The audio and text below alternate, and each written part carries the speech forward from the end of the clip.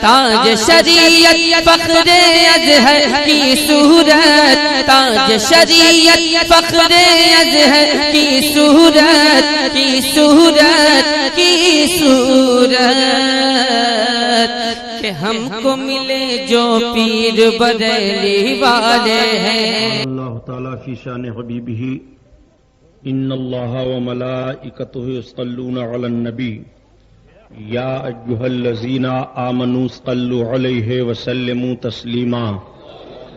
اللہم صل علی سیدنا و شفیعنا و حبیبنا و مولانا محمد معدن الجود والکرم وعلی آلہ وبارک وسلم صلاۃ و سلام علیک یا رسول اللہ صلی اللہ تعالی علیہ وسلم۔ لا الہ الا اللہ محمد رسول اللہ صلی اللہ تعالی علیہ وسلم۔ الحمدللہ الحمدللہ رب العالمین،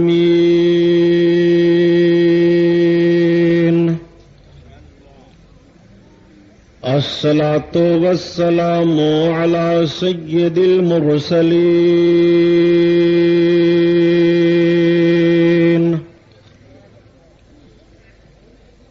وعلی آلہ الطاہرین واصحابہ المطہرین وابنہ الغوث العظم الجیلانی محی الدین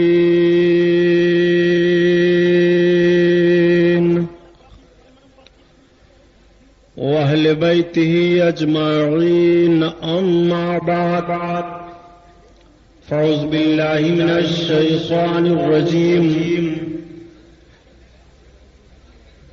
بسم اللہ الرحمن الرحیم۔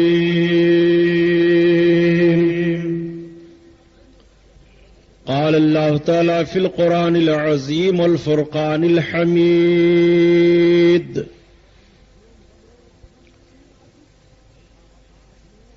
ومن أعرض عن ذكري فإن له معيشة ضنكا ونحشره يوم القيامة أعمى۔ صدق الله البصير القدير وصدق رسوله الرشيد النذير، والحمد لله رب العالمين۔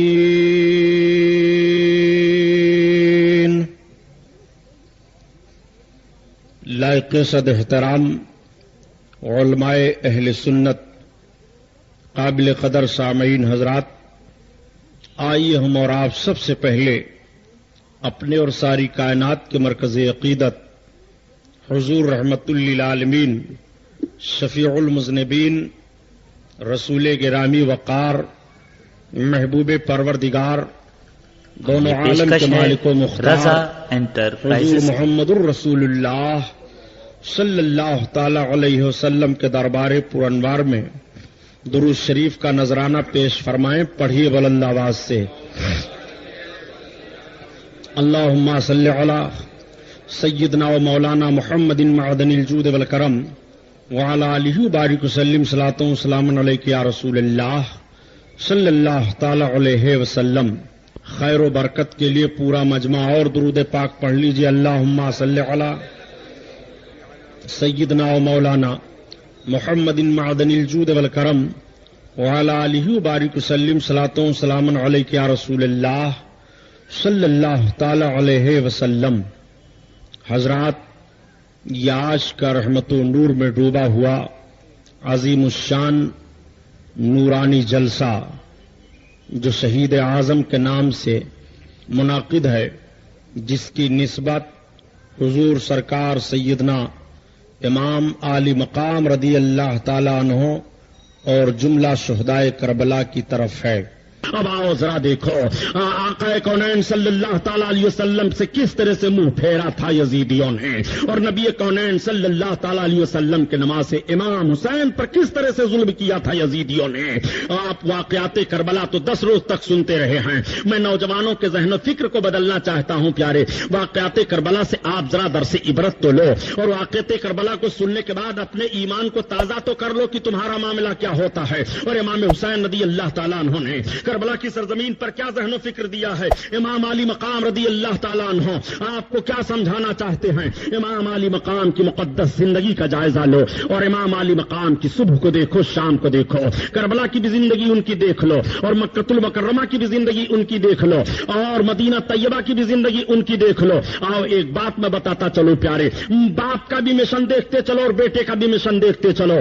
آج جب کچھ لوگ کہہ دیا کرتے ہیں کہ امام علی مقام تو اقتدار کے لیے لڑے، ہمیں عرض کرتا ہوں جملہ بدلو، ورنہ ایمان و عقیدے کا جنازہ نکل جائے گا۔ تمہیں معلوم نہیں ہے کہ حضرت علی رضی اللہ تعالیٰ عنہ موجود ہیں اور حضرت امیر معاویہ رضی اللہ تعالیٰ عنہ ہیں۔ جب حضرت امیر معاویہ اور حضرت علی میں اختلاف ہوا، کس بنیاد پر حضرت علی اور حضرت امیر معاویہ میں اختلاف ہوا؟ آج میں بد مذہبیت کی تاریخ تمہارے سامنے رکھ رہا ہوں، اگر ایک بھی جملہ تاریخ کا غلط ہو تو جو چور کی سزا وہ غلام محی الدین سبحانی کی، ورنہ نجد کی بدماش اولادوں سے میں پوچھنا چاہتا ہوں کہ تم نے تاریخ کا جائزہ کیوں نہیں لیا ہے، اور تم نے دیکھا کیوں نہیں ہے اختلاف کی جڑ کہاں سے ہے، اور کس بنیاد پر امام حسین کی شہادت ہوئی ہے، کس بنیاد پر حضرت امیر معاویہ اور حضرت علی میں جنگ ہوئی ہے، 90,000 مسلمان جان بین کے شہید کس بنیاد پر ہوئے تھے۔ آؤ ذرا دیکھو، اس تاریخ کا جائزہ لو اور نقطہ سمجھو۔ حضرت امیر معاویہ رضی اللہ تعالیٰ عنہ کا مطالبہ یہ تھا کہ حضرت عثمان غنی رضی اللہ تعالیٰ عنہ کے خون کا بدلہ علی لے، اور جن لوگوں نے حضرت عثمان غنی کو شہید کیا ہے ان سے قصاص لیا جائے، ان کو بازاری نیٹ ورک پنجاب نیو نیٹس تقریر منقبت سننے کے لیے ہمارے یوٹیوب چینل کو سبسکرائب مطالبہ تھا، بڑے بڑے صحابہ کا یہی مطالبہ تھا، اور حضرت علی رضی اللہ تعالیٰ عنہ صبح کی بنیاد پر قاتلوں کو ان کے حوالے نہیں کر رہے تھے، اور صبح کی بنیاد پر سزا نہیں دی جا رہی تھی۔ حضرت علی بھی اپنے اجتہاد میں صحیح پر ہیں، اور حضرت امیر معاویہ بھی اپنے اجتہاد پر صحیح پر ہیں۔ اس اجتہاد کی بنیاد پر دونوں میں جنگ ہوئی۔ امیر معاویہ نے فرمایا کہ جب علی ان حضرت عثمان غنی کے قاتلوں کا بدلہ نہیں دلا سکتے ہیں اور انہیں سزا نہیں دے سکتے تو خلافت کے اہلدار نہیں ہیں، وہ خلافت کے لائق نہیں ہیں۔ حضرت امیر معاویہ کو حضرت مولا کائنات نے جواب دیا کہ صبح کی بنیاد پر ملزم کیسے تمہارے حوالے کر دیا جائے جب صحیح ثابت بات نہیں ہو رہی ہے۔ حضرت علی رضی اللہ تعالیٰ عنہ اس طرح سے سزا دینے سے رکے ہوئے تھے کہ آپس میں جنگ ہوئی اور 90,000 مسلمان جنگ میں شہید ہو گئے۔ جب 90,000 مسلمان شہید ہوئے، حضرت علی کی فوج غالب ہونے والی ہے، امیر معاویہ نے نیزے پر قرآن کو بلند کرایا۔ جب قرآن نیزہ پر بلند ہوا تو تلواریں رک جاتی ہیں مسلمانوں کی جان بین سے۔ اب حضرت علی آئے سامنے، حضرت امیر معاویہ آئے، اور مصالحت کی باتیں صحابہ میں ہونے لگی کہ صلح ہو جائے۔ 90,000 مسلمان دونوں جانب سے شہید ہوئے ہیں، اب صلح ہونے جا رہی ہے۔ امام حضرت علی رضی اللہ تعالیٰ عنہ اور حضرت امیر معاویہ ہیں، ان دونوں کے درمیان مصالحت کرانے کے لیے ثالث کی ضرورت پڑی، جس میں حضرت عمرو بن عاص ایک بڑے عظیم صحابی ہیں اور حضرت موسیٰ اشعری بڑے عظیم صحابی ہیں۔ ان دونوں صحابیوں کو ثالث متعین کیا گیا۔ حضرت علی بیٹھ گئے اور حضرت امیر معاویہ بیٹھ گئے، یہ دونوں آدمی بیٹھے اور یہ فیصلہ کرنے والے بیٹھ گئے۔ جیسے یہ جماعت بیٹھی تھی تب تک ایک جماعت اٹھ کر کے کھڑی ہو گئی، اس نے کہا نہ ہم علی کو مانتے ہیں، نہ امیر معاویہ کو مانتے ہیں، اور نہ ہم تیسرے فیصلہ کرنے والے کو مانتے ہیں، ہم نکل رہے ہیں، ہم صرف اللہ کا فیصلہ مانتے ہیں، بقیہ کسی کا فیصلہ نہیں مانتے۔ وہ جماعت نکل گئی، اسی جماعت کو خارجی کہا جا رہا ہے۔ ایک جماعت نے کہا ہم امیر کو تسلیم نہیں کر رہے ہیں، ہم سارا معاملہ علی کے تعلق سے مان رہے ہیں، انہیں شیعان علی کہا گیا۔ ایک جماعت بیٹھی رہی اور اس جماعت کا نظریہ یہ رہا کہ جب یہ دونوں صحابی آپس میں مصالحت کر رہے ہیں تو ہم دونوں کی صلح کو تسلیم کر رہے ہیں۔ وہی جماعت اہل سنت جماعت ہے، وہی نجات پانے والی جماعت ہے، یہیں سے فرقہ بندی ہوئی ہے، اور شیعان علی ایک طرف گئے اور خارجی ایک طرف گئے تو حضرت علی نے خارجیوں کا قلعہ قما کیا۔ خارجی بدعقیدگی پھیلا رہے تھے، اب علی کی تلوار چل رہی ہے اور خارجی تہے تیز کر رہے ہیں۔ تو حضرت علی کے دور میں جب عقیدے کی بغاوت ہوئی ہے تو علی نے تلوار چلا کر خارجیوں کو ختم کیا ہے، اور حسین کے دور میں جب بدعملی کی جنگ ہوئی ہے تو بدعملی کے خلاف حضرت امام حسین کو سامنے کھڑا ہونا پڑا۔ امام حسین کی جنگ بدعملی کے خلاف ہے، امام کی جنگ شرابیوں کے خلاف ہے، امام کی جنگ جھوٹ بولنے والوں کے خلاف ہے، امام کی جنگ جواریوں اور شرابیوں کے خلاف ہے، امام کی جنگ فاسق اور فاجروں کے خلاف ہے، امام علی مقام کی جنگ میدان کربلا میں یہی ہے۔ امام علی مقام نے یہ ذہن و فکر دیا تھا اور اس دنیا سے امام علی مقام گئے، لیکن سن لو پیارے، آج حضرت امام کی شہادت تو بیان کی جاتی ہے، امام علی مقام کو ایسے شہید کیا گیا، کربلا میں اس طرح سے ان پر ظلم کیا گیا۔ ایک جملہ اور بھی کچھ لوگ کہہ دیا کرتے ہیں کہ کیوں پھکڑ بازیوں میں پھنستے رہتے ہو، یہ ساری باتیں بدعت ہیں اور کیوں بدعتیوں کے پیچھے پڑے رہتے ہو۔ امام علی مقام کا معاملہ تھا، وہ ہو گیا۔ کربلا میں جب وہ اپنے بچے کو نہیں بچا سکے، اپنے جوان بیٹے کی حفاظت نہیں کر سکے، اپنے بھتیجوں کی حفاظت نہیں کرتے، تو کیوں ایسے حسین کے نام کا نعرہ لگا رہے ہو؟ میں عرض کرتا ہوں ذرا سنجیدگی سے غور کرو۔ حسین کربلا کی سرزمین پر اپنی جان اور اپنے بچوں کی جان بچانے کے لیے نہیں گئے تھے، بلکہ مذہب اسلام کی حفاظت کے لیے گئے تھے اور مذہب اسلام بچانے کے لیے گئے تھے۔ تو جس چیز کو بچانے کے لیے گئے تھے حسین نے اس کو بچا دیا، اور جس کو بچانے کے لیے نہیں گئے تھے حسین کو اس کو بچانے کی ضرورت ہی نہیں پڑی، اس لیے کہ حسین کا ایمان و عقیدہ ہے کہ تو جان جانی ہی ہے اور جان جانے کا ایک سبب بھی متعین ہے، اور جب موت آئے گی تو ایک سیکنڈ کے لیے بھی تاخیر نہیں ہو سکتی ہے، یہ رب قرآن میں بیان فرما رہا ہے۔ اس لیے امام حسین نے جان بچانے کی کوشش نہیں کی ہے اور مذہب اسلام کا قانون حسین نے کربلا کی سرزمین پر بچا لیا۔ امام حسین یہ ذہن فکر دے رہے ہیں، اے لوگوں آؤ ذرا اپنے ذہن کو بدلو اور دیکھتے ہوئے چلو کہ اگر کبھی بھی اسلام کا چہرہ ظلم مسخ کرنا چاہے اور کبھی بھی ظلم اپنے منہ کو پھیلا کر کے اسلام کے حسن کو لوٹنا چاہے، نگلنا چاہے، تو اے مسلمانوں تمہیں میرا کردار یاد کرنا پڑے گا، تمہیں میری قربانی یاد کرنی پڑے گی، تمہیں میرے ذہن و فکر کے مطابق چلنا پڑے گا۔ یہی ذہن امام علی مقام نے دیا تھا۔ یزیدیوں نے سمجھا تھا کہ ہم امام کو تو شہید کر کے اطمینان و سکون کی سانس لے لیے ہیں، مگر ان ظالموں کو اطمینان و سکون کا سانس کہاں ملے گا؟ امام تو کربلا میں شہید ہو گئے، مگر ذرا امام کو دیکھو کہ امام زندہ کیسے ہیں اور یزید مردہ کیسے ہے۔ امام حسین جب ظاہری حیات کے ساتھ تھے، جب بھی اسلام کو امام حسین نے پست نہیں ہونے دیا، اور جب حسین دنیا سے گئے تب بھی نہیں پست ہونے دیا۔ حسین نے جب دنیا سے حسین گئے تب کیسے نہیں پست ہونے دیا؟ ذرا تاریخ کا جائزہ لو، یہی امام حسین ہیں۔ اور جب امام حسین کے سر اقدس کو نیزہ پر بلند کر کے لے جایا جا رہا تھا دمشق کی جانب، اور ایک راہب کے گرجا گھر کے کنارے ان لوگوں نے اپنی منزل اختیار کی تھی، پڑاؤ ڈال دیا تھا، رات گزارنا چاہتے ہیں۔ گرجا گھر کے اندر سے راہب نکلا اور نکلنے کے بعد اس نے کہا یہ بتاؤ یہ کٹے پٹے سر کیسے لوگوں کے ہیں؟ تو کسی نے کہہ دیا یہ حسین ابن علی اور ان کے ساتھیوں کے کٹے ہوئے سر ہیں۔ اس نے کہا تعجب کا مقام ہے، جس نبی کا تم کلمہ پڑھ رہے ہو اس نبی کے نواسے کے ساتھ تم نے یہ حرکت کی ہے۔ اس نے کہا کہ سنو امیر المومنین یزید کی اگر بغاوت کرو گے تو تمہارا بھی سر کچل دیا جائے گا، یہ سب یزید کے باغی ہیں۔ اس نے کہا بغاوت کا جملہ نہ کہو، یہ سننے کے لیے میں تیار نہیں ہوں۔ حسین کبھی بھی کسی کی اس طرح کی بغاوت نہیں کر سکتے ہیں، حسین کا مقصد صحیح ہے۔ حسین نے اگر اختلاف کیا ہوگا تو کوئی وجہ ہے۔ اچھا ایک کام کرو، آج رات تم سب یہیں رہنا چاہتے ہو؟ ہاں ہماری ساری فوج یہیں رہے گی، یہ سارے کٹے ہوئے سر یہیں رہیں گے۔ ایک کام کرو کہ تم اس سر کو ہمیں دے دو، کیا قیمت لوگے؟ کہا 10,000 درہم یا دینار ہم لیں گے۔ کہا ٹھیک ہے ہم 10,000 دینے کے لیے تیار ہیں، سر لاؤ ہمیں دے دو۔ امام علی مقام کا سر لیا اور لینے کے بعد اپنے گرجا گھر کے اندر لے گیا، غسل دیا، امام علی مقام کا چہرہ دھویا، خوشبو لگایا، امام علی مقام کے سر انور کو رکھا تو اس کی نگاہوں کے سامنے سے حجاب ہٹ گیا، وہ دیکھ رہا ہے کہ انوار و رحمت کی برسات ہو رہی ہے۔ اس راہب کی نگاہ میں کیا نظر آیا امام کی خدمت کرنے پر اب تو وہ بتا نہیں سکتا ہے، عجیب معاملہ اس کا ہو گیا۔ اس نے کہا اے حسین ابن علی تم سچے ہو، تمہارے نانا برحق ہیں، ہم کلمہ پڑھ رہے ہیں لا الہ الا اللہ محمد الرسول اللہ، وہاں تیسرا کوئی نہیں ہے، صرف سر امام ہے اور کلمہ پڑھنے والا راہب ہے۔ یہی تو یزید کی موت ہے، یہی حسین کی جیت ہے۔ اسی لیے کہا قتل حسین اصل میں مرگ یزید ہے، اسلام زندہ ہوتا ہے ہر کربلا کے بعد۔ کہاں کہاں امام حسین کو تم دیکھو گے؟ اے امام حسین کو مردہ سمجھنے والا اور یہ کہنے والے کہ امام حسین کچھ نہیں کر سکے، دیکھو امام حسین کیا کر رہے ہیں۔ امام حسین نے راہب کو کلمہ پڑھایا اور کلمہ پڑھانے کے بعد اسلام میں داخل کر لیا۔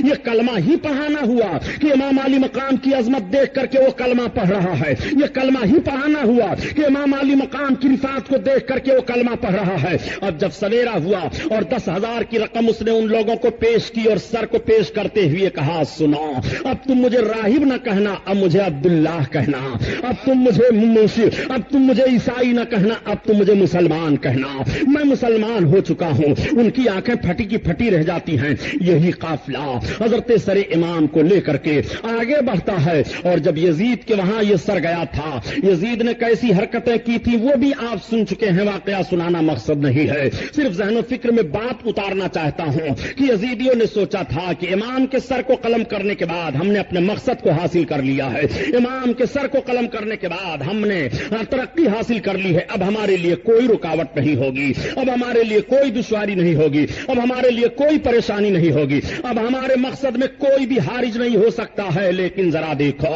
امام حسین نے بتا دیا تھا کہ تمہارا مقصد حاصل نہیں ہوگا، میرا سر ضرور کٹ گیا ہے، مگر میں نے تیرے ہاتھ میں اپنا ہاتھ نہیں دیا ہے۔ یہ قوم مسلم پزمردہ نہیں ہے، یہ قوم مسلم بے حس نہیں ہے، یہ قوم مسلم ایسی بات نہیں ہے کہ نہیں جانتی ہے، سارے لوگ سمجھ رہے ہیں اور تمہاری حرکتوں پر سب کی نگاہ ہے۔ چنانچہ امام علی مقام رضی اللہ تعالیٰ عنہ کے ساتھیوں کو یزید نے جب اپنے دربار سے مدینۃ المنورہ کی طرف بھیجا تھا اور سارے لوگ مدینۃ المنورہ کی طرف آئے تھے، حضرت امام علی مقام کا سر اقدس تو مدینہ طیبہ میں اپنی ماں کے پہلو میں دفن کر دیا گیا۔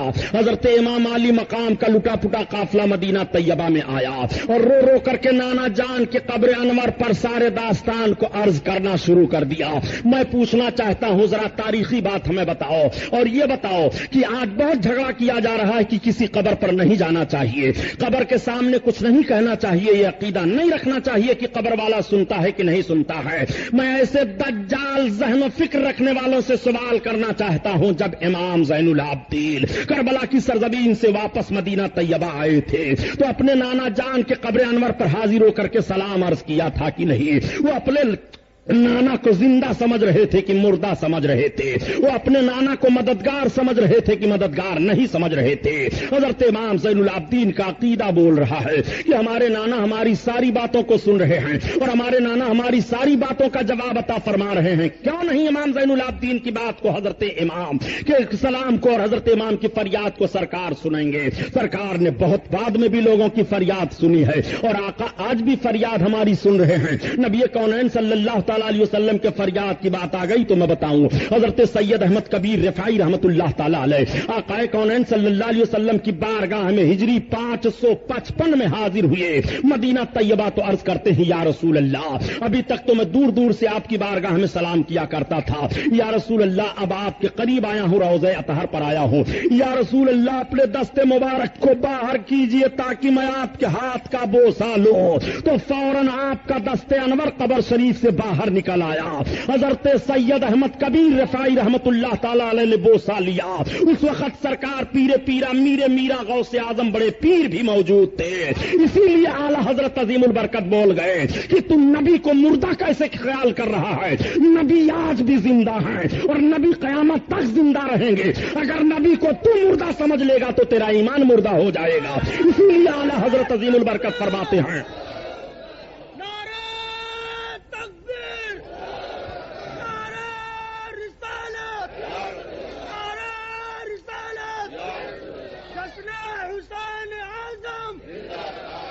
اسی لیے اعلی حضرت عظیم البرکت ذہن و فکر دے رہے ہیں کہ تو زندہ ہے واللہ، تو زندہ ہے واللہ، اور میرے چشم عالم سے چھپ جانے والے، چھپ جانے والے اللہ کے حبیب صلی اللہ تعالی علیہ وسلم کو مردہ خیال نہ کرنا۔ آج مردہ ہی لکھنے پر اور مردہ ہی خیال کرنے پر تو مسلمانوں میں انتشار پیدا کیا جا رہا ہے، مار پیٹ کی نوبت آ رہی ہے۔ اس طرح کا کلمہ پڑھ رہے ہو کہ نبی کو تم مردہ خیال کر رہے ہو، اس طرح کا کلمہ پڑھ رہے ہو کہ نبی اپنے نواسے کو بچا نہیں سکے، اس طرح کا کلمہ پڑھ رہے ہو کہ نبی اپنے نواسے کے لیے کچھ نہیں کر سکے، میں کہتا ہوں یہ تمہارا کلمہ بیکار ہے پڑھنا۔ اس طرح سے ایمان کا کوئی تعلق نہیں ہوگا. قرآن اٹھا کر کے دیکھ لو کہ نبی کونین صلی اللہ علیہ وسلم کے تعلق سے ذرہ برابر بھی اپنے ذہن و فکر میں کسی نے کوئی بات سوچ لی ہے اور شک و شبہ پیدا ہوا تو اس کے ایمان کا جنازہ نکل گیا ہے. نبی کونین صلی اللہ علیہ وسلم کی بارگاہ میں حضرت امام زین العابدین نے اپنی ساری فریاد پیش کر دی اور سارا معاملہ عرض کر دیا ہے. اب لوگوں نے سمجھا تھا اور یزیدیوں کا یہ ذہن و فکر جمع تھا کہ اب نہیں فتنہ ہوگا, اب نہیں قتل و غارت گری کا معاملہ ہوگا. پھر یزید نے مطالبہ کیا مدینہ والوں سے کہ ہمارے ہاتھ پر بیعت کر لو. مدینہ والوں نے کہہ دیا جب حسین ابن علی نے بیعت نہیں کی تو ہم بیعت نہیں کریں گے, جب حسین ابن علی نے ہاتھ نہیں دیا تو ہم ہاتھ نہیں دیں گے. ایک تنہا حسین ابن علی نے انکار کیا تھا ہاتھ دینے کے لیے, مگر آج پورا مدینہ انکار کر رہا ہے, آج سارے لوگ انکار کر رہے ہیں. حضرت عبداللہ ابن زبیر کے ہاتھ پر مدینہ طیبہ کے لوگوں نے اپنا ہاتھ دے دیا, مکۃ المکرمہ والوں نے اپنا ہاتھ حضرت عبداللہ ابن زبیر کے ہاتھ پر دے دیا, مگر انکار کر دیا اب یزید کے ہاتھ پر ہمارا ہاتھ نہیں رہے گا.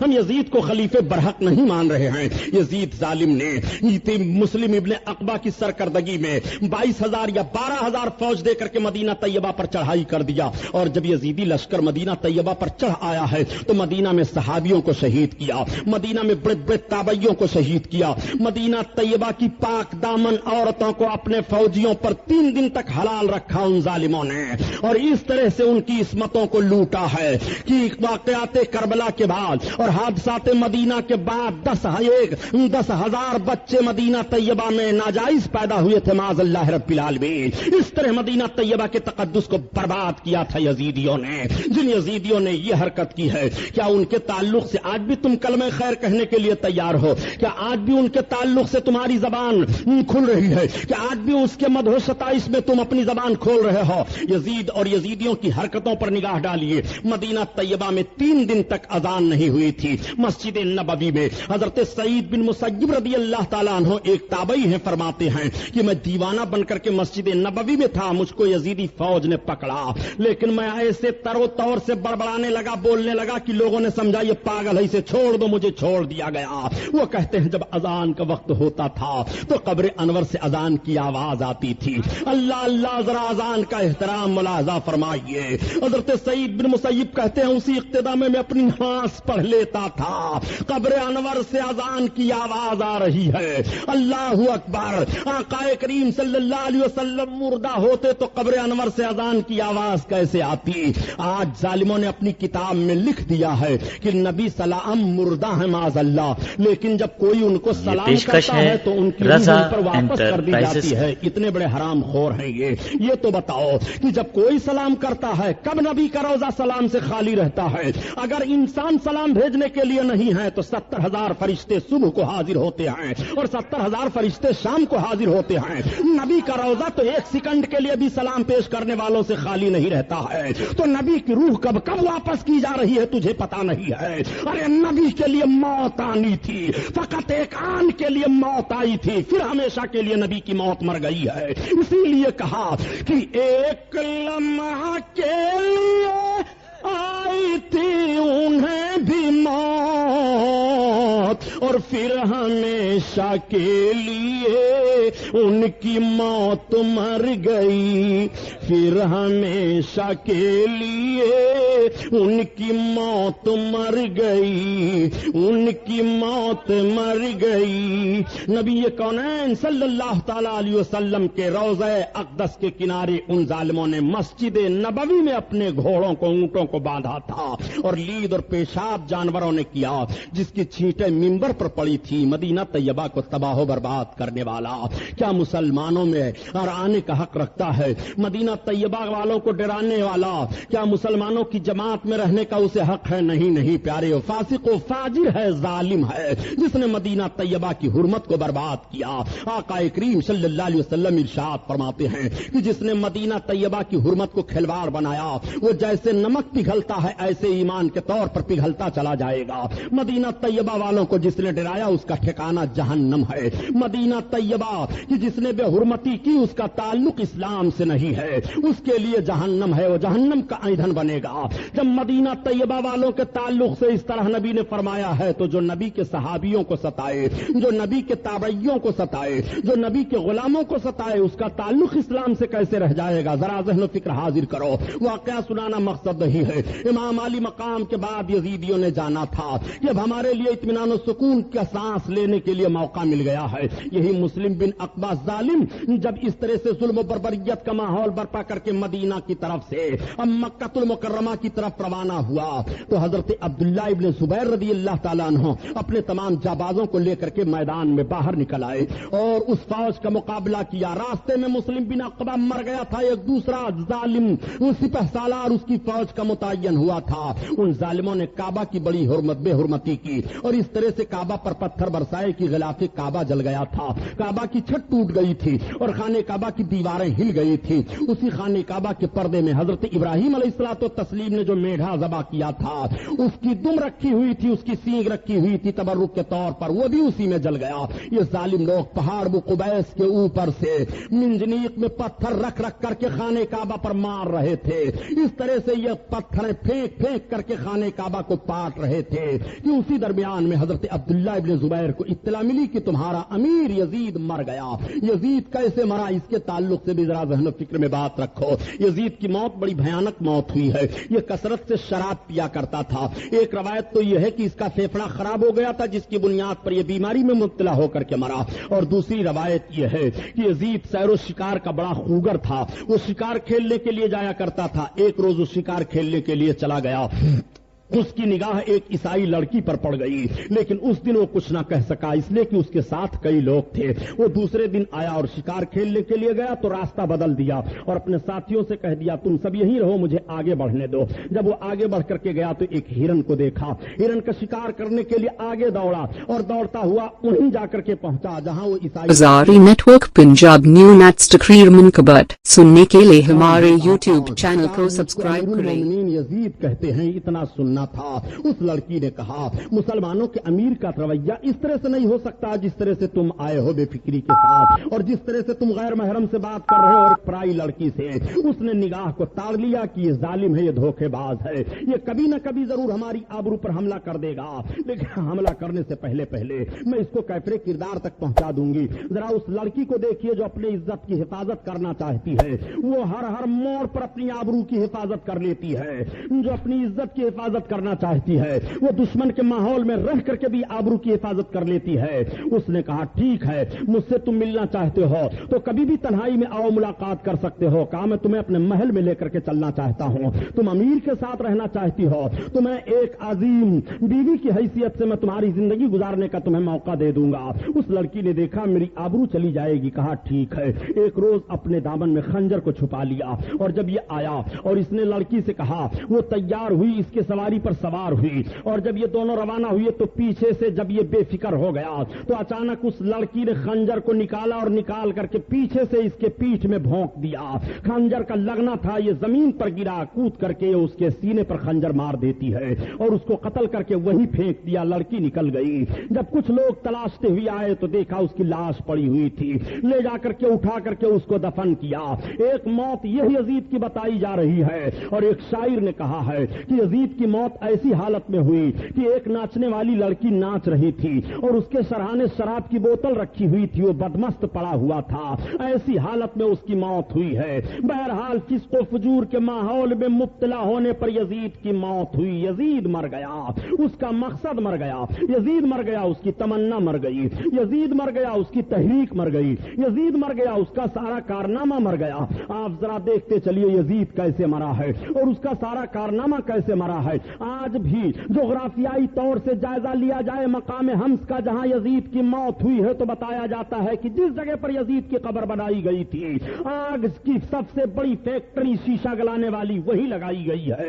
یزید کی قبر کا پتہ نہیں ہے, اس کے نشان کا پتہ نہیں ہے. اور دوسرے مورخین لکھتے ہیں کہ جب خلافت بنو عباسیہ کا دور آیا اور بنو امیہ کی قبریں کھودی جانے لگی, ان قبروں میں جب یزید کی قبر کھودی گئی ہے تو جلی ہوئی ہڈیاں ملی اور اس کے علاوہ علاوہ کچھ نہیں ملا. یہ سزا یزید کے لیے متعین ہوئی. یزید نے امام حسین پر ظلم کروانے کے بعد یہ سوچا تھا کہ ہمیں اطمینان کا سانس ملے گا, نہیں ملا. یزید عذاب الہی میں گرفتار ہے اور قیامت تک گرفتار رہے گا. یزید پر کتنا عذاب ہوگا ہم اور آپ اس کو بیان نہیں کر سکتے, اس لیے کہ کربلا کا سارا کارنامہ اسی کے اشارے پر ہوا تھا, سارا معاملہ اسی کے اشارے پر ہوا تھا. اب دیکھو, جب یزیدی فوج نے سنا کہ یزید مر گیا تو اس کے حوصلے پست ہو گئے. وہ سارے لوگ شکست کھا گئے. حضرت عبداللہ ابن زبیر نے مکمل طاقت کے ساتھ اپنے دیوانوں کو لے کر کے حملہ کیا اور سب کو پیچھے ڈھکیل دیا.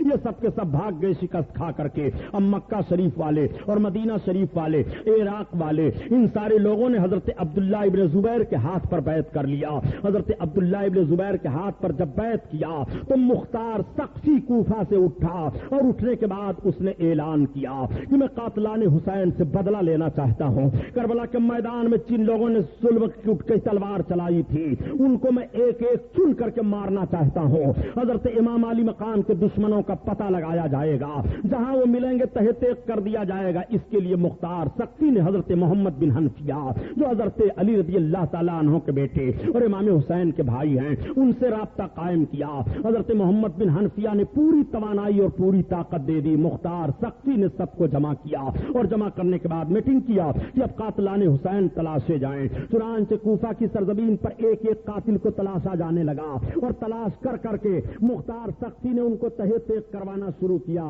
عمرو بن سعد کا پتہ لگایا گیا کہ یہ کہاں ہے جو کربلا کے میدان میں فوج کی قیادت کر رہا تھا, جو کربلا کے میدان میں امام حسین کو اور ان کے تمام ساتھیوں کی شہادت کی ذمہ داری اپنے سر پر لے کر کے آیا ہے. آرام کی نیند سو رہا ہے, پتہ لگاؤ کہاں ہے. تب تک ابن سعد کا بیٹا آ گیا اور مختار سقفی کے سامنے پہنچا. پوچھا تمہارا باپ کہاں ہے؟ کہا ہمارا باپ اب گوشہ نشین ہو گیا ہے, گھر میں رہتا ہے, وہ عبادت و ریاضت کرتا ہے, اس سے سیاست سے کوئی مطلب نہیں ہے. مختار نے کہا اب سیاست سے کوئی مطلب نہیں ہے, اب رائے کی حکومت کہاں گئی, اب کوفہ کی گورنری کہاں گئی, اب سیاست کا جوش کہاں گیا؟ ٹھیک ہے, اپنے فوجیوں کا اس دستہ بھیجا کہ عمرو بن سعد کے گھر کو گھیرو اور پکڑ کر کے اس کا سر کاٹ کر کے لاؤ. لوگوں نے گھیر لیا, عمرو بن سعد کو پکڑا, اس کا سر کاٹا اور لا کر کے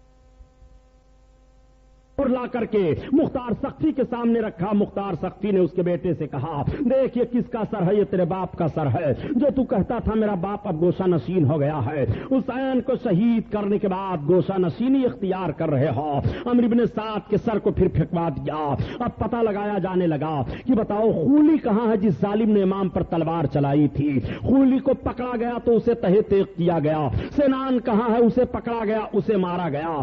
یہ پتہ لگایا گیا کہ ابن زیاد کہاں رہتا ہے. ابن زیاد کو اطلاع مل گئی تھی کہ مختار سقفی لوگوں کو لے کر کے ہم سب پر حملہ کر رہا ہے, مار رہا ہے, اور اب ہمارے قریب کوئی آنے کے لیے تیار نہیں, ہماری مدد کرنے کے لیے کوئی تیار نہیں ہے. عبداللہ ابن زبیر کے ہاتھ پر سارے لوگ اپنا ہاتھ دے چکے ہیں اور عبداللہ ابن زبیر کی ساری طاقت اس کو حاصل ہے. چنانچہ مختار نے کہا ابن زیاد کو پتہ لگاؤ کہاں بھاگ کر کے گیا ہے. دریا کے کنارے ایک چھوٹا سا گاؤں تھا, وہاں یہ بھاگ گیا تھا. مختار سقفی کا چھوٹا تھا دستہ فوج کا پہنچا اور وہاں پر ابن زیاد کو گرفتار کرنے کی کوشش کی. جب یہ گرفت میں نہیں آیا بھاگا تو لوگوں نے اس کا پیچھا کیا. چند لوگوں سے تلواریں چلی مگر بڑا بہادر تھا, کچھ لوگوں کو اس نے مار دیا. پھر فوج کا ایک دستہ پہنچا اور ابن زیاد پر ٹوٹ پڑے. ابن زیاد کو پکڑا, اس کے سر کو کاٹا اور کاٹنے کے بعد لائے. مختار سقفی نے وہیں کوفہ کے گورنر ہاؤس میں ابن زیاد کا سر رکھا اور لوگوں سے کہا 6 سال کا عرصہ گزر گیا ہے, 6 سال کے اندر اندر دیکھ لو کس طرح سے تبدیلی آئی ہے. یہی دن ہے اور یہی وقت ہے جس وقت امام حسین کا سر گورنر ہاؤس میں رکھا گیا تھا, وہیں پر ابن زیاد کا سر رکھا گیا ہے. سارے لوگ دیکھ رہے تھے. تب تک ایک سانپ ظاہر ہوا اور ظاہر ہونے کے بعد اس کے نتھنے میں گھسا, پھر نکلا, پھر گھسا. لوگ کہنے لگے وہ دیکھو آ گیا, پھر گھسا, پھر نکلا. اس طرح سے غائب ہو گیا. لوگ ڈر گئے. اس کے سر کو اٹھا کر کے پھینک دیا گیا اور اس پر دہی ڈال کر کے خوخار کتوں کو چھوڑ دیا گیا. ابن زیاد کی موت موت اس طرح سے ہوئی ہے۔ اس کے بعد شمر کو پکڑا گیا، اور جب شمر خبیث کو لایا گیا تو مختار سقفی نے کہا یہی وہ کوڑھی کتا ہے، یہی وہ خبیث ہے جس نے اللہ کے حبیب صلی اللہ علیہ وسلم کے نمازے پر زبردست ظلم کیا تھا، اور کربلا کا سارا کارنامہ مصالحت کے ماحول پر پہنچتے پہنچتے بھی شمر ذی الجوشن سے بگڑ جایا کرتا تھا۔ یہ اتنا خبیث ظالم تھا۔ میرے سرکار نے ایک مرتبہ صحابہ بیٹھے ہوئے تھے اور امام علی مقام تشریف لا رہے تھے، نبی کریم نے امام کو دیکھا تو امام کے سینے کا بوسہ لیا اور ارشاد فرمایا میں دیکھ رہا ہوں کہ ایک کوڑھی کتا ہمارے اہل بیت اطہار کے خون میں منہ ڈبو رہا ہے۔ جس نبی کے غیب کے تعلق سے تم باتیں کرتے ہو نبی کو غیب نہیں ہے۔ حسین کے سینے پر چڑھ کر کے جو خنجر چلانے والا ہے نبی اس کی بھی خبر دے رہے ہیں، وہ کوڑھی کتا ہے، وہی شمر ذی الجوشن ہے جو سفید داغ اس کے جسم پر ہو گیا تھا، وہ مبعوث تھا مردود۔ حضرت امام علی مقام رضی اللہ تعالیٰ عنہ کے اہم قاتلوں میں سے وہ سمجھا جاتا ہے۔ شمر کو جب پکڑا گیا وہ اپنا کپڑا پہنے ہوئے تھا مگر کپڑے کے اندر سے بھی اس کے جسم کی سفیدی دکھائی دے رہی تھی، ایسا کوڑھی ہو گیا تھا وہ۔ شمر کو پکڑ کر کے لایا گیا۔ مختار سقفی نے کہا اس ظالم کے پہلے دونوں ہاتھ کاٹو، اس کے بعد اس کی آنکھیں نکالو، اس کے بعد اس کی گردن کاٹو، اس کے دونوں پیر کو کاٹو، تڑپا تڑپا کر کے اسے مارو۔ وہ ہاتھ جوڑ کر کے عرض کرنے لگا اے مختار تم ہمارے دوست تھے، اے مختار تم ہم پر رحم کھاؤ، اے مختار تم ہمارے تمام احسانوں کو بھول رہے ہو۔ مختار نے کہا ظالم حضرت علی اکبر کا تڑپنا کربلا کے میدان میں دیکھ لے، علی اصغر کس طرح سے تڑپے تھے کربلا کے میدان میں دیکھ لے، حسین کے مقدس جسم پر تم لوگوں نے گھوڑے دوڑائے تھے اس منظر کو دیکھو، آج تمہارے ساتھ وہی کارنامہ کیا جائے گا۔ چنانچہ شمر ذی الجوشن کو مارا گیا اور مار کر کے شمر ذی الجوشن کی ایک ایک ہڈی چکنا چور کی گئی۔ پھر مختار سقفی نے کہا کہ اس کو آگ لگا دو، اور آگ لگا کر کے اس کو جلایا گیا جب تک وہ جلتا رہا اور اس کے جسم کا ایک ایک حصہ جل کر کے خاکستر نہیں ہو گیا تب تک وہاں سے مختار سقفی ہٹا نہیں۔ اس طرح سے ایک ایک قاتلان حسین کو چن چن کر کے مارا گیا تھا۔ امام حسین کے قاتلوں پر سب سے بڑا عذاب جو آیا تھا اللہ کا کہ جتنے لوگ کربلا کے میدان میں تھے وہ یا تو مار دیے گئے اور اگر بھاگ کر کے ادھر ادھر سے بچے تو پھر بری موت مرے اور ان کی نسلیں دنیا میں نہیں چلی ہیں۔ 22,000 فوج کربلا کے میدان میں تھی مگر تاریخ اٹھا کر کے دیکھو ان 22,000 میں سے کسی کی بھی نسل دنیا میں نہیں چلی ہے، نہ بچی کے ذریعہ سے ان کی نسل چلی ہے اور نہ بچوں کے ذریعہ سے ان کی نسلیں چلی ہیں۔ رب تعالیٰ کو یہ منظور نہیں ہوا کہ ان ظالموں کے سلبوں سے پھر اللہ کی مخلوق دنیا میں بھیجی جائے۔ ان سارے ظالموں کو وہیں نیست و نابود کر دیا گیا، وہیں ختم کر دیا گیا ہے۔ یزید مر گیا، قتل حسین اصل میں مرگ یزید ہے۔ اسلام زندہ ہوتا ہے ہر کربلا کے بعد۔ کہاں کہاں حسین کو دیکھو گے، حسین کے خون نے کس طرح سے انتقام لیا ہے، حسین کے خون نے کس طرح سے بدلہ لیا ہے۔ ایک طرف تو ظالموں کو دنیا میں سزا مل رہی ہے اور دوسری جانب ان ظالموں کی سزا قیامت میں بھی متعین ہے۔ جانتے ہو قیامت میں وہ سزا کیسے پائیں گے؟ اللہ کے حبیب صلی اللہ علیہ وسلم جلوہ افروز ہیں، اور جب نبی کریم صلی اللہ علیہ وسلم نے ارشاد فرمایا کہ میری امت کے ظالم لوگ میرے اس بچے کو شہید کر دیں گے تو کسی نے پوچھا تھا یا رسول اللہ جو آپ کے نمازے کو شہید کرے گا عذاب اس پر کتنا ہوگا، اس کے بدلے میں کتنا شہید کیا جائے گا؟ آقا کریم صلی اللہ علیہ وسلم فرماتے ہیں دیکھو اللہ کے پیغمبروں پر جب ظلم ہوا، حضرت زکریا حضرت یحییٰ پر، تو ان کے قتل کے بدلے میں 70,000 قتل کیے گئے تھے، اور میرے حسین پر ظلم ہوگا، میرا حسین قتل کیا جائے گا تو اس کے قتل کے بدلے میں 70,000 اور 70,000 قتل کیے جائیں گے۔ یا رسول اللہ عذاب کتنا ہوگا ان قاتلوں پر؟ تو آقا کریم ارشاد فرماتے ہیں کہ جہنمیوں کا آدھا عذاب تو اور جہنمیوں پر ہوگا مگر جہنم کا آدھا عذاب صرف حسین کے قاتلوں پر ہوگا، حسین کے باغیوں پر ہوگا، حسین کے ستانے والوں پر ہوگا، جہنم کا آدھا عذاب ان پر ہوگا۔ یہ میرے آقا صلی اللہ علیہ وسلم فرما رہے ہیں۔ یہ کون بتائے گا؟ جس کو علم غیب ہو وہی تو بتائے گا۔ یہ کون بتائے گا؟ جس کو یہ باتیں معلوم ہو وہی تو بتائے گا۔ کل بھی نبی کے دشمن دنیا میں موجود تھے اور حسین حسین کے دشمن دنیا میں موجود تھے، آج بھی حسین کے دشمن دنیا میں موجود ہیں، اور آج بھی نبی کونین صلی اللہ علیہ وسلم کے دشمن دنیا میں موجود ہیں۔ اب آؤ آپ اپنا ذہن صاف کر لو، یہ تو قاتلان حسین کا بدلہ ہے، یہ تو ان کا انجام ہے جو دنیا میں وہ دیکھے رہے ہیں، اور آخرت میں ان پر کتنا عذاب ہوگا اللہ اور اللہ کے رسول جانیں کہ جہنم کا آدھا عذاب میرے آقا فرماتے ہیں ان لوگوں پر ہوگا۔ ظالم کے لیے بڑا سخت عذاب ہے، ظالم پر اتنا سخت عذاب ہوگا، اتنا سخت عذاب ہوگا کہ جہنمی پناہ مانگنے لگیں گے۔ اے مسلمانوں، میرے نبی کریم صلی اللہ علیہ وسلم نے سچ ارشاد فرمایا کہ ظالم کی بھی مدد کرو اور مظلوم کی بھی مدد کرو۔ تو صحابہ نے عرض کیا یا رسول اللہ، ہم ظالم کی مدد کیسے کریں، مظلوم کی مدد کریں؟ تو بات سمجھ میں آ رہی ہے کہ جس پر ظلم ہو رہا ہو اس کی ہم مدد کریں، مگر یا رسول اللہ ہم ظالم کی کیسے مدد کریں؟ تو آقا کریم فرماتے ہیں ظالم کو ظلم کرنے سے روکو، یہ ظالم کی مدد ہے، اور مظلوم پر ظلم نہ ہونے دو، یہ مظلوم کی مدد ہے۔ اب ذرا امام حسین کو اس دونوں رخ پر آپ ملاحظہ فرماؤ، سرکار امام علی مقام مظلوموں پر ظلم ہونے کے خلاف بھی جنگ کر رہے ہیں اور ظالم کو ظلم کرنے سے بھی روک رہے ہیں۔ یہ ظلم ہے کہ شراب پیو مسلمان ہو کر کے، یہ ظلم ہے کہ جھوٹ بولو مسلمان ہو کر کے، یہ ظلم ہے کہ ناحق قتل کرو مسلمان ہو کر کے، یہ ظلم ہے کہ اپنی بہو بیٹیوں کی طرح دوسرے کی بہو بیٹیوں کی آبرو کو نہ سمجھو، یہ ظلم ہے کہ ماں باپ کا لحاظ نہ کرو، یہ ظلم ہے کہ بڑوں کا لحاظ نہ کرو، یہ ظلم ہے کہ عیاشیوں کے ماحول میں اپنے تقدس کو کھو دو، یہ ظلم ہے کہ تمہاری زندگی اس طرح سے گزرے کہ تمہارا قدم نیکیوں کی طرف نہ اٹھے، یہ ظلم ہے کہ شریعت نے جن چیزوں کو منع فرمایا ہے ان چیزوں کو تم کرو اور شریعت کے خلاف اپنے قدم کو بڑھاؤ، یہ ظلم ہے مسلمانوں۔ ظلم کو ذرا سمجھتے ہوئے چلو، نبی کونین ارشاد فرماتے ہیں کہ ظالم کی بھی مدد کرو اور مظلوم کی بھی مدد کرو۔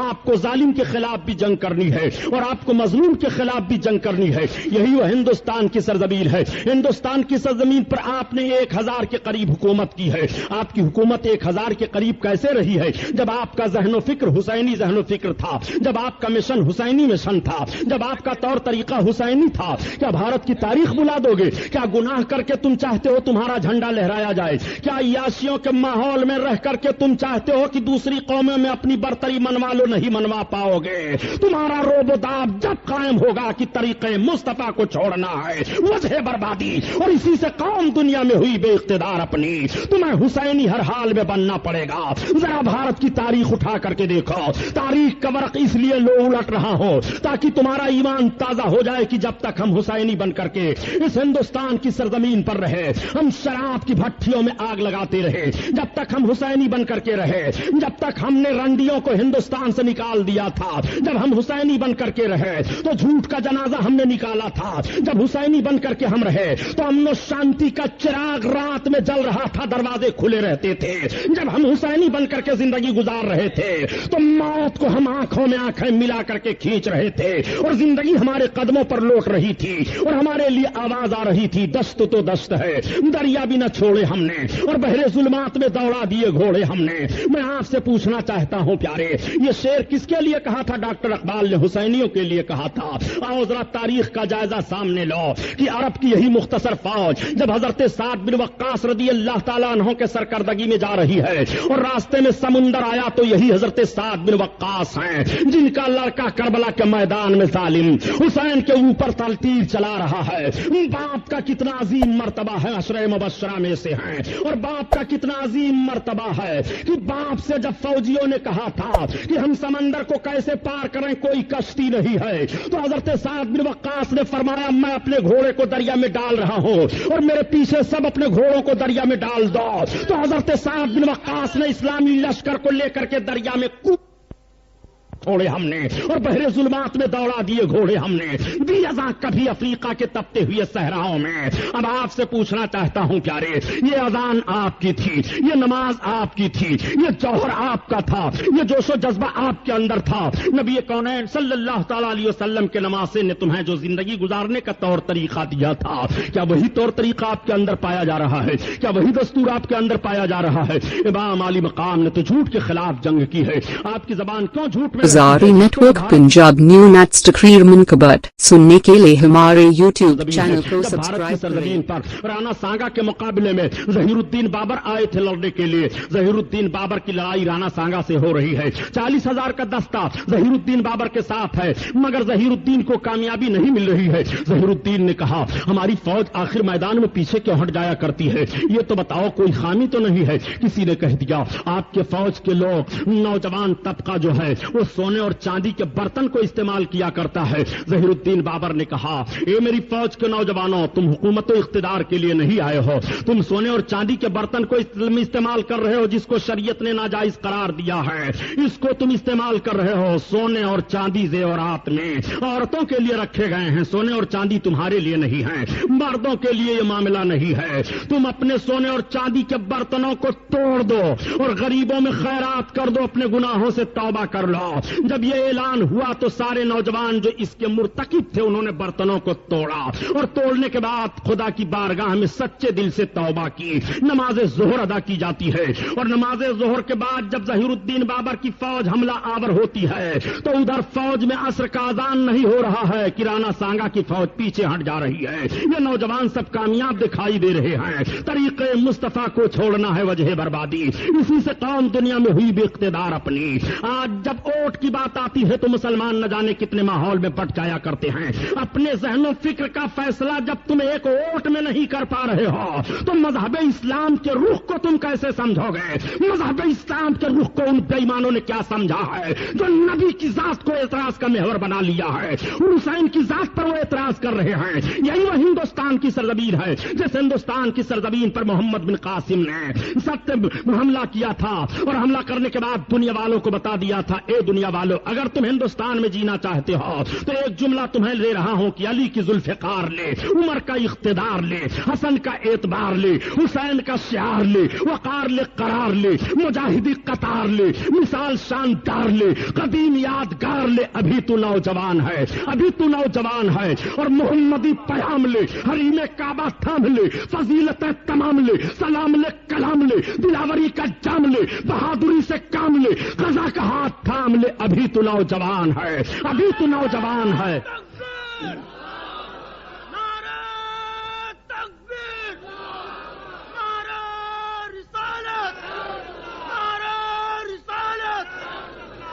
इसलिए आज को आपको ये ज़हन फिक्र देने की कोशिश की जा रही है। प्यारे, आज आप गैरत में नहीं आ रहे हो। आपकी अभी मस्जिदें फूंकी जा रही थी, अभी तक आपके मकान जलाए जा रहे थे, अभी तक आपके हुकूक छीने जा रहे थे, अभी तक आपको गद्दार कहा जा रहा था, अभी तक आपको हिंदुस्तान में जीने का कोई दस्तूर नहीं दिया जा रहा था। जिस हिंदुस्तान को हिंदुस्तान हमने बनाया, जिस हिंदुस्तान को सोने का चिड़िया हमने कहलाया, जिस हिंदुस्तान में जोहू हम लाए, जिस हिंदुस्तान में चंपा हम लाए, जिस हिंदुस्तान में गुलाब हम लाए, जिस हिंदुस्तान के रुख को हमने तरक्की की शाहराह पर मोड़ा और जिस हिंदुस्तान को तरक्कियां हमने दी हैं, जिस हिंदुस्तान में सड़कों पर दरख्त हम लगवाए हैं, जिस हिंदुस्तान में फौज का दस्ता हमने कायम किया है, जिस हिंदुस्तान के चेहरे पर काली लगी हुई थी उसको साफ करके उसके रुख को रोशनो मुनव्वर हमने किया है, उसी भारत की सरजमीन पर हमें जिंदगी गुजारने के लिए दूसरे के दरवाजे पर भीख मांगनी पड़ रही है, दूसरे के दरवाजे पर जाकर के यह कहना पड़ रहा है कि हमें भीख दे दी जाए। ए मुसलमान, तुम अपने माजी में पलट करके अपनी तारीख का मुताला करो।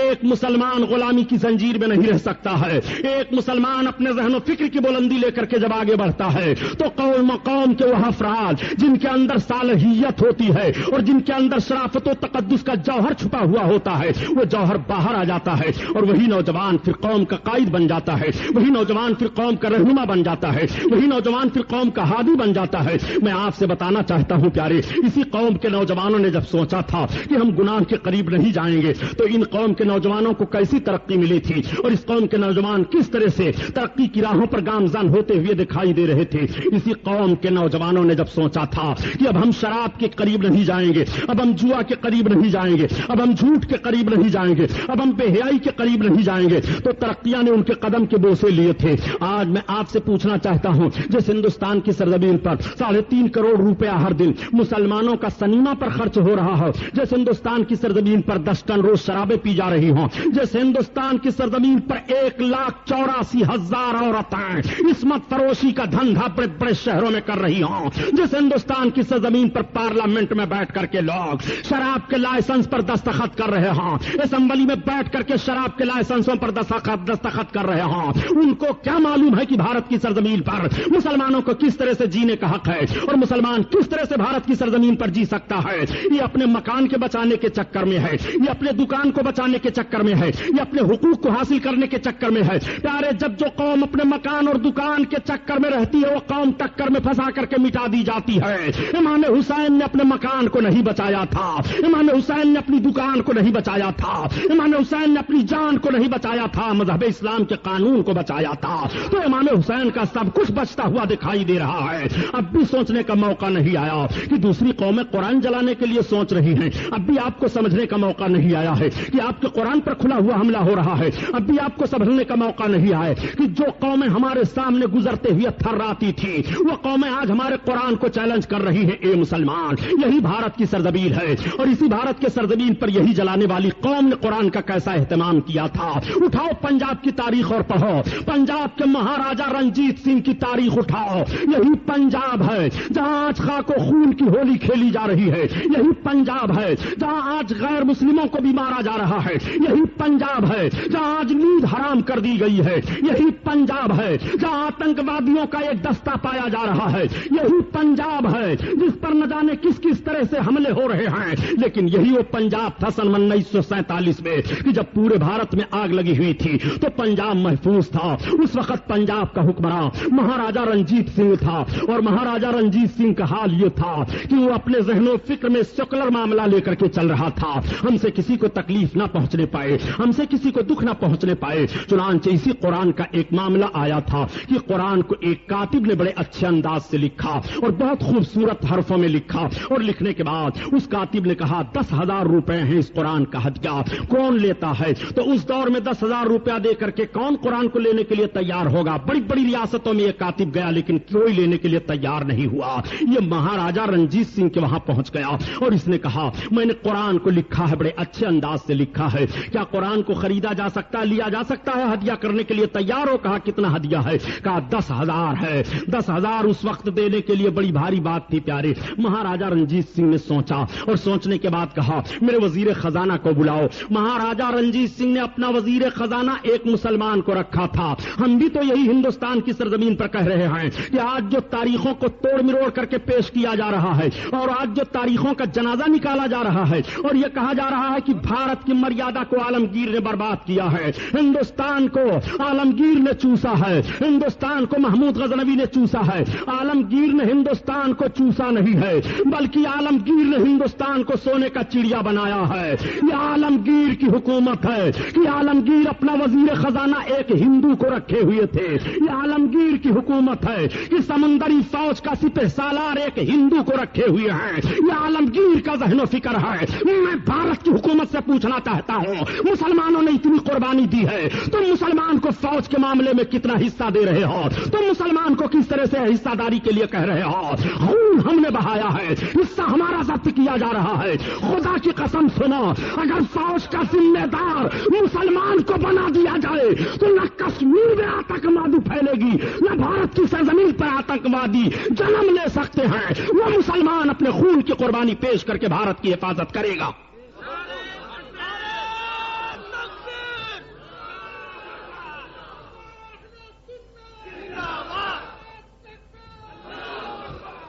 آؤ دیکھو, جس قرآن کو رات بھر کربلا کی سرزمین پر امام تلاوت کرتے رہے اس قرآن پر ہندوستان میں حملہ کرنے کی کوشش کی جا رہی ہے. آؤ ذرا ملاحظہ کرو. مہاراجا رنجیت سنگھ نے اپنے وزیر خزانہ کو بلایا اور بلانے کے بعد کہا سنو 10,000 روپے اس لیکھک کو دے دو اور قرآن کو لے لو. اس مسلمان خزانچی نے کہا مہاراجا یہ قرآن ہے, یہ مسلمانوں کی کتاب ہے, آسمانی کتاب ہے, یہ قرآن ان کے دھرم کی کتاب ہے. آپ وزیر سے, آپ کیا نام خزانے سے 10,000 روپے دلا جا رہے ہیں تو بڑا پیارا جملہ کہا تھا مہاراجا رنجیت سنگھ نے، جس کو تاریخ نے نوٹ کر لیا. اس نے کہا یہ میں مانتا ہوں قرآن ہے، دوسرے دھرم کی کتاب ہے، مگر یہ دنیا کے سارے انسانوں کے کرم کی کتاب ہے، اس لیے اس کو ہم ضرور لیں گے. 10,000 ہدیہ دے کر کے مہاراجا رنجیت سنگھ نے قرآن کو لے لیا تھا اور اپنے خزانے میں شامل کیا تھا اور کہا تھا یہ مقدس کتاب جہاں ہمارا خزانہ رہتا ہے وہاں رکھ دو تاکہ برکت رہے، تاکہ اس میں بڑھوتری ہوتی رہے. اس وقت کے غیر مسلموں کا ذہن و فکر دیکھو قرآن کا کتنا احترام کر رہے تھے.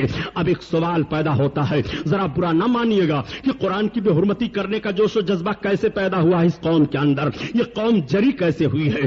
اس قوم کا حال تو یہ تھا کہ جب یہ مسجدوں کو دیکھتے تھے تو ڈر جایا کرتے تھے. اس قوم کا حال تو یہ تھا کہ جب یہ قرآن کو دیکھتے تھے تو خود اٹھ کر کے کھڑے ہو جایا کرتے تھے. لیکن آپ ذرا جائزہ لے کر کے تو دیکھیے کہ آپ کے لباس میں دکھائی دے رہے ہیں یہ، آپ کے ٹولے محلے میں دکھائی دے رہے ہیں یہ، آپ کے ماحول میں دکھائی دے رہے ہیں یہ قرآن رکھا ہوا ہے، یہ کرسی پر بیٹھے دکھائی دے رہے ہیں، قرآن رکھا ہوا ہے، یہ بے حرمتی کرتے دکھائی دے رہے ہیں. قرآن کو انہوں نے ہندی زبان میں کر کے ہفتہ قرآن منایا تھا اور ہفتہ قرآن منا کر کے غیر مسلموں کے ہاتھوں میں ان ظالموں نے بانٹا تھا. یہی وہ مردود قوم ہے جس نے سب سے پہلے قرآن کی آبرو کو بیچا ہے. تم تاریخ کا حوالہ لو کہ ہفتہ قرآن جماعت اسلامی والوں نے منایا تھا کہ نہیں. جماعت اسلامی کے درندوں نے سب سے پہلے بھارت کی سرزمین پر قرآن کی آبرو لوٹی ہے. ہندی زبان میں قرآن کو چھاپ کر کے تمل کے اندر جرات پیدا ہوئی ہے قرآن کو جلانے کی، تمل کے اندر بے ادبی کی جرات پیدا ہوئی ہے.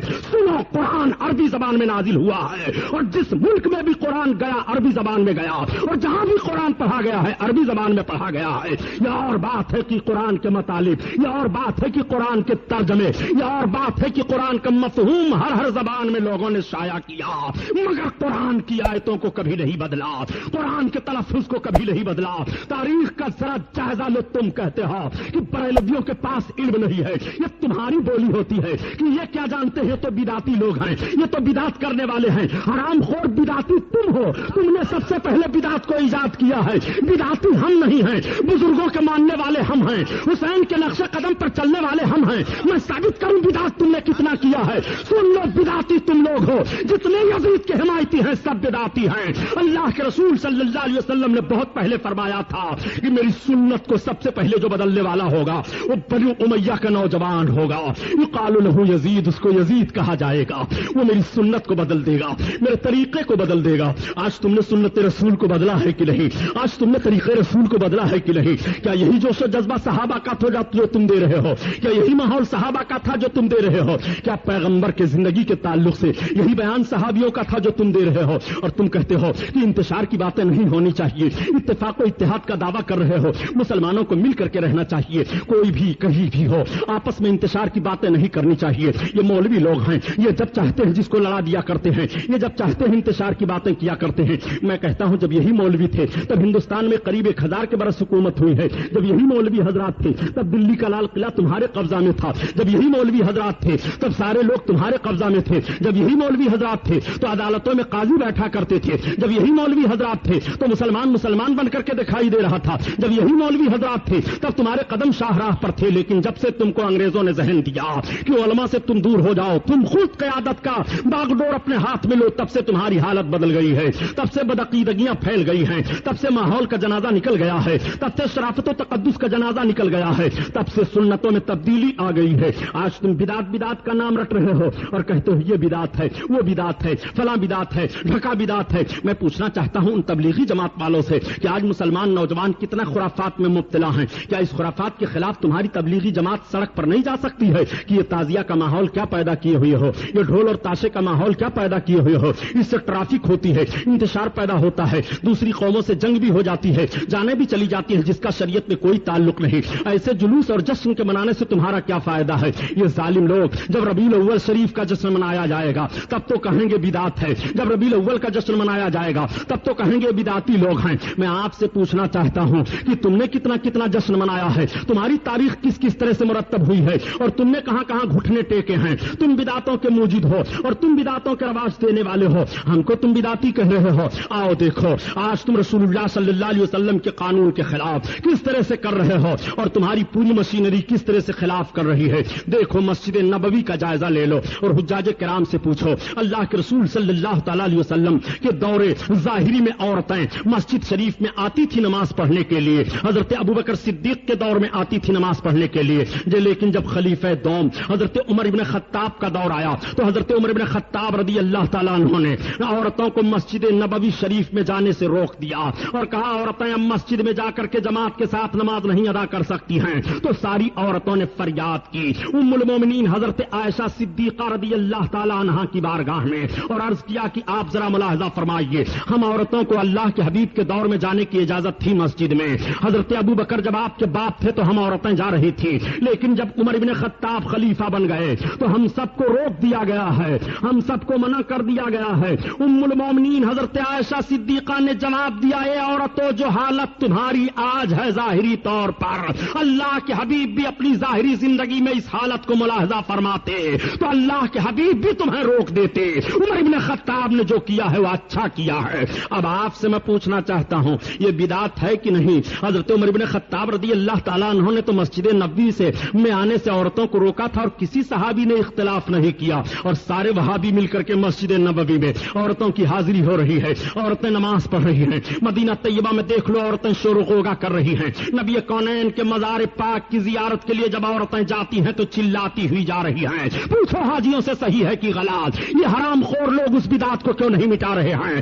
اس ماحول کے خلاف تحریک کیوں نہیں چلا رہے ہیں؟ اس کے خلاف تمہاری زبان کیوں نہیں کھل رہی ہے؟ تم کیسے کیسے بدعت کر رہے ہو؟ صحابہ نے جن چیزوں کا رواج دیا تھا ان چیزوں کو تم توڑ رہے ہو۔ صحابہ نے جس کے تقدس کو پامال نہیں ہونے دیا تھا اور ہر موڑ پر صحابہ نے حفاظت کی تھی، اس کو آج تم توڑ رہے ہو۔ نہ تم صدمے ہمیں دیتے، نہ یوں فریاد ہم کرتے، نہ کھلتے رازے سربستہ، نہ یوں رسوائیاں ہوتی۔ میں آپ سے پوچھنا چاہتا ہوں مسلمانوں، آج سب سے زیادہ دین کے ٹھیکیدار یہ ہیں کہ اسی ہندوستان کی سرزمین پر حضرت خواجہ غریب نواز رضی اللہ تعالیٰ عنہ کی تاریخ مطالعہ کر ڈالو، امام حسین کی ذات کو حضرت خواجہ غریب نواز نے زیادہ سمجھا ہے کہ ہم نے اور آپ نے سمجھا ہے۔ سرکار غریب نواز زیادہ اسلام کی خدمت ہندوستان میں کی ہے کہ ہم اور آپ کر رہے ہیں۔ خدا کی قسم بھارت کی سرزمین پر سرکار عطائے رسول خواجہ خواجگاں حضرت خواجہ غریب نواز رضی اللہ تعالیٰ عنہ نے 50,000 سے زائد راجپوت غیر مسلموں کو کلمہ پڑھوایا تھا۔ یہ سرکار غریب نواز کا حال تھا، وہ سرکار غریب نواز ہیں۔ سرکار غریب نواز رضی اللہ تعالیٰ عنہ کی عظیم ذات کو آپ سمجھتے ہوئے چلیے اور حضرت غریب نواز کا مشن دیکھتے ہوئے چلیے۔ کیا سرکار غریب نواز کی زندگی ایسی گزری ہے جیسی تم گزار رہے ہو؟ یا سرکار غریب نواز ایسے مشن پر تھے جو اہل سنت و جماعت کا مشن ہے؟ اہل سنت و جماعت میں کچھ بد عمل لوگ اپنے ذاتی کردار و ماحول کی بنیاد پر ہو جائیں وہ بات ہم حجت نہیں قرار دے رہے ہیں، مگر ہمارے اہل سنت و جماعت کا جو عقیدہ ہے اور اہل سنت و جماعت کے جو ضوابط و اصول ہیں، اہل سنت و جماعت کا ماحول جو ہے اس ماحول پر ذرا غور کرتے ہوئے آپ چلیے کہ ہندوستان میں جتنے بزرگوں کی درگاہیں پائی جا رہی ہیں ان سب کا تعلق اہل سنت و جماعت سے ہے۔ سرکار غریب نواز اہل سنت و جماعت ہیں، حضرت نظام الدین محبوب الہی اہل سنت و جماعت ہیں، حضرت نصیر الدین چراغ دہلی اہل سنت و جماعت ہیں، حضرت شیخ عبدالحق محدث دہلوی اہل سنت و جماعت ہیں، حضرت مجدد الف ثانی اہل سنت و جماعت ہیں، دلی کے تمام اولیاء کرام اہل سنت و جماعت ہیں، حضرت مختوم ماہنی اہل سنت و جماعت ہیں، مسلک میں شافعی مسلک ہوتے ہوئے بھی وہ اہل سنت و جماعت ہیں۔ اس لیے پیارے کی مسائل میں اماموں کی تقلید ہے، عقائد میں تقلید نہیں ہے، عقائد سب کے ایک ہیں۔